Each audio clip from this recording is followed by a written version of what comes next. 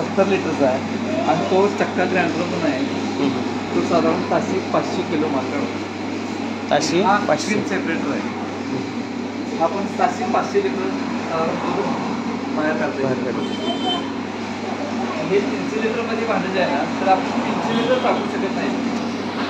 आता सेकंड आपल्याकडं साधारण आपल्याला 200च्या लेवलने टाकून पण त्याला उकळी फुटायला लागते. असतं हे कंपनी काय करते, 300 लिटरच्या दरम्यान हा पेस्ट पकडून 300 लिटर देतो.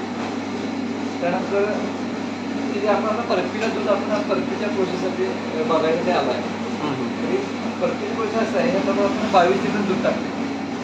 त्यात पण टाकता येतं, ह्यात पण टाकता येतं, पण ह्याच्यात कसं आहे लवकर कवर होतं म्हणून यात टाकतो. मग त्याला विषय 22 लिटर. तर 22 लिटरचा साधारण हिशोबाने आपण साखर काय करतोय 200 टाकतो. म्हणजे आमच्या हिशोबाने आम्ही कमी टाकतो. बरोबर. त्या हिशोबाने जर बघायला गेलं तर जास्त टाकतात.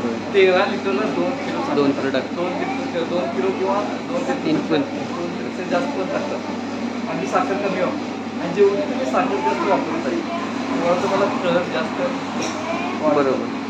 म्हणजे साखर कॅरेमेल झाल्यानंतर त्याची कलर येतो, म्हणजे लालसर कलर येतो साखर कॅरेमेल झाल्यानंतर. तो प्रकार होतो. हा झाला का दूध टाकलं 22 लिटर टाकले. 22 लिटर काय करायचं, आता उकळी आली.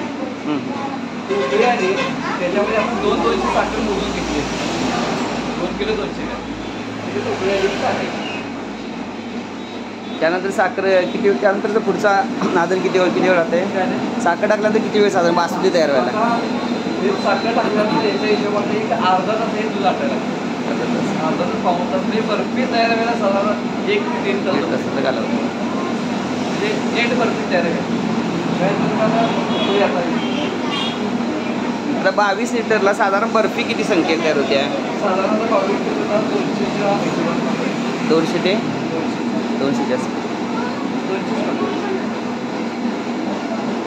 कसं आहे दुधाला एसने पसरा बसतो त्या बेताला दुधाला उपयोग